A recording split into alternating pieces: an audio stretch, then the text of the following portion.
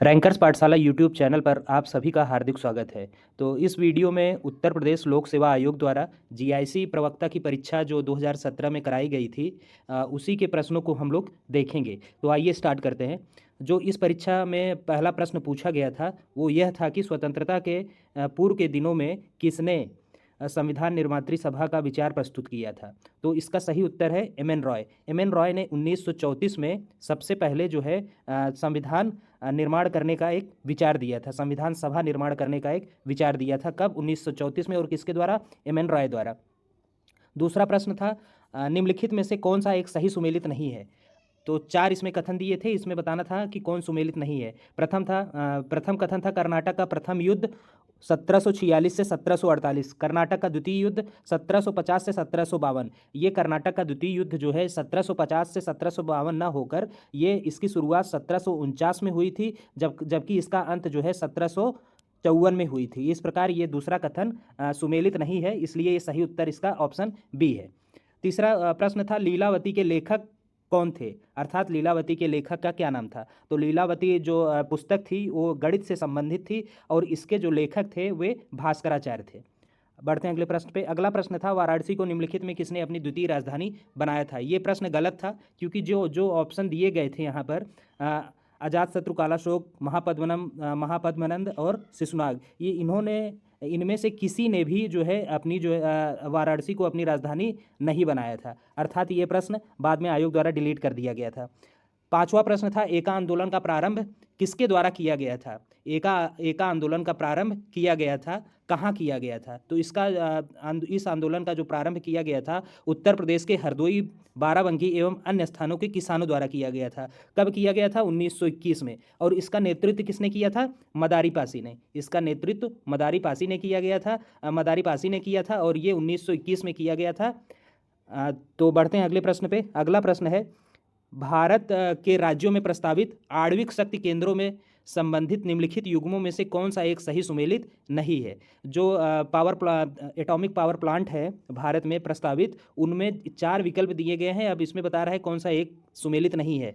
तो जैतापुर महाराष्ट्र बिल्कुल सही है, मीठी विर्दी गुजरात बिल्कुल सही है, कुवड्डा कहाँ पर है? आंध्र प्रदेश बिल्कुल सही है। अब हरिपुरा जो है हरियाणा में ना होकर ये गुजरात में अवस्थित है। इस प्रकार ये ऑप्शन सी इसका सही उत्तर था। बढ़ते हैं सातवें प्रश्न पे। सातवां प्रश्न था निम्नलिखित में कौन सा द्वीप अपने लवण पटल संसाधनों के लिए माना जाता है। लवण पटल संसाधन क्या है? मतलब जहाँ पर नमक की खेती की जाती है, नमक का उत्पादन किया जाता है। तो उस द्वीप का नाम जो है सेंट मार्टिनिक द्वीप, सेंट मार्टिनिक द्वीप। और ये द्वीप कहाँ अवस्थित है? ये द्वीप जो है कैरेबियन सागर में। अब कैरेबियन सागर कहाँ अवस्थित है? तो ये जो है उत्तरी अमेरिका महाद्वीप और दक्षिणी अमेरिका महाद्वीप के मध्य अवस्थित है। और सेंट मार्टिनिक द्वीप पर इस समय जो है फ्रांस का अधिकार है। तो बढ़ते हैं अगले प्रश्न पे। अगला प्रश्न था निम्नलिखित में से कौन सी घाटी भ्रंश घाटी से होकर प्रवाहित होती है।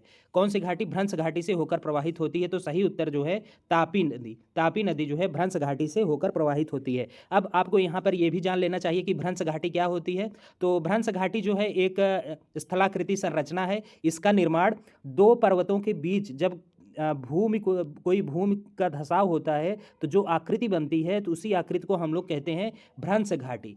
भ्रंश घाटी। तो इस भ्रंश घाटी से कुछ नदियां निकलती हैं जिसमें से जो है तापी भी एक प्रमुख नदी है और इसके साथ ही नर्मदा भी भ्रंश घाटी से प्रवाहित होने वाली प्रमुख नदी है। बढ़ते हैं नौवें प्रश्न पे। नौवां प्रश्न था मौलिक अधिकारों की अवधारणा ली गई है। भारतीय जो संविधान में बहुत सारी ऐसी अवधारणाएं हैं जो अन्य देशों के संविधान से ली गई है। तो उसमें जो है मौलिक अधिकारों का जो अवधारणा ली गई है ये यूएसए के संविधान से लिया गया है। ऑप्शन ए करेक्ट आंसर है। अगला प्रश्न था भारत का राष्ट्रपति चुना जाता है। तो भारत का राष्ट्रपति के चुनाव के लिए कौन कौन जिम्मेदार है। तो भारत का राष्ट्रपति जो है संसद और राज्य विधानसभाओं के सदस्यों द्वारा इनका चुनाव होता है। संसद के निर्वाचित सदस्य व राज्य विधानसभाओं के निर्वाचित सदस्यों द्वारा राष्ट्रपति का चुनाव किया जाता है।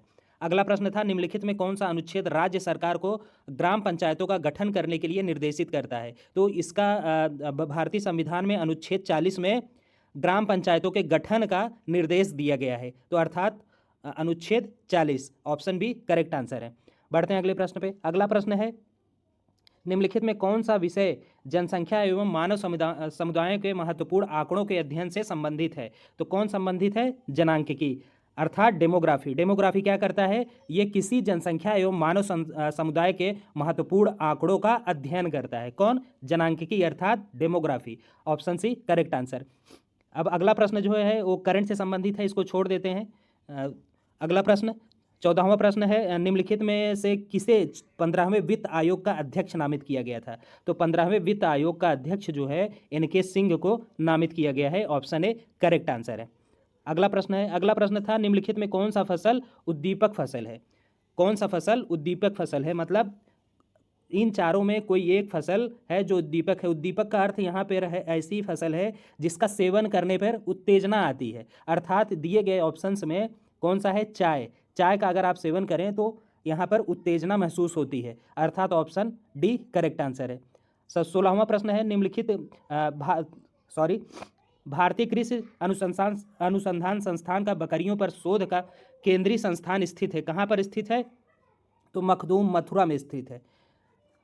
क्या स्थित है? भारतीय कृषि अनुसंधान संस्थान का बकरियों पर शोध का केंद्रीय संस्थान मखदूम मथुरा में अवस्थित है, उत्तर प्रदेश में। अगला प्रश्न था, किसान दिवस कब मनाया जाता है? तो किसान दिवस जो है 23 दिसंबर को, प्रतिवर्ष 23 दिसंबर को किसान दिवस मनाया जाता है।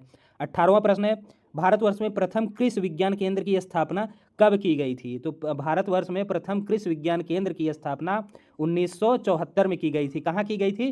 पुडुचेरी। पुडुचेरी पर किसका अधिकार है? पुडुचेरी पर जो है एक केंद्र शासित प्रदेश है। और ये जो है यहाँ जो कृषि विज्ञान संस्थान की जो स्थापना हुई थी वो तमिलनाडु कृषि विश्वविद्यालय के अंतर्गत आता है। कब हुई थी? 1974 में। बढ़ते हैं अगले प्रश्न पे। अगला प्रश्न है, निम्नलिखित में से कौन सी भारतीय महिला राष्ट्रीय की कप्तान बनी थी जब टीम ने नवंबर 2017 में एशिया कप जीता था? ये भी करंट है, इसको छोड़ देते हैं। ये भी करंट है, करंट का प्रश्न अब करने का कोई औचित्य नहीं। अब जो भी प्रश्न बनेंगे वो नए प्रश्न बनेंगे। तो ये भी देखिए 23वां प्रश्न भी करंट है, करंट से संबंधित है। 24वां भी। अब बढ़ते हैं हम लोग डायरेक्ट 25वें प्रश्न पे। 25वां प्रश्न था, समान फोकस दूरी वाले कांच के दो लेंस जिनमें एक उत्तल तथा दूसरा अवतल लेंस है एक दूसरे से सटाकर रखे गए हैं, इस युग्म का व्यवहार होगा। क्या होगा? कांच की समतल चादर की भांति। ऑप्शन सी करेक्ट आंसर है। अब 26वां प्रश्न था, निम्नलिखित में से कौन सा युग्म सही सुमेलित नहीं है? तो जो 4 ऑप्शंस दिए थे उसमें saccharin carbohydrate, adrenaline hormone, thiamine vitamin, creatine protein. अब देखिए एड्रेनलिन हार्मोन है, थायमिन विटामिन है, सही है, और क्रिएटिन जो है प्रोटीन है, ये भी सही है। अब सैक्रीन क्या है? सैक्रीन कार्बोहाइड्रेट नहीं है, बल्कि ये क्या है? एक आर्टिफिशियल स्वीटनर है, कृत्रिम मधुरक है। अर्थात ऑप्शन ए गलत है। यहाँ पे वही पूछ रहा था कौन सा सुमेलित नहीं है, इस प्रकार ऑप्शन ए सुमेलित नहीं है। अब 27वां प्रश्न, 28वां, 29वां और 30वां, ये सब गणित से संबंधित है। इसको एक अन्य किसी वीडियो में देख लेंगे। तो इस प्रकार जो है 2017 GIC की परीक्षा में जो प्रश्न पूछे गए थे उसका जो है यहाँ पर उत्तर बता दिया गया है। उम्मीद करता हूँ कि ये वीडियो आपको पसंद आया है। अगर वीडियो पसंद है तो इस वीडियो को लाइक करना ना भूलें। अगर अभी तक आपने चैनल को सब्सक्राइब नहीं किया है तो इसको ज़रूर सब्सक्राइब कर लें। मिलते हैं अगली वीडियो में, तब तक के लिए धन्यवाद।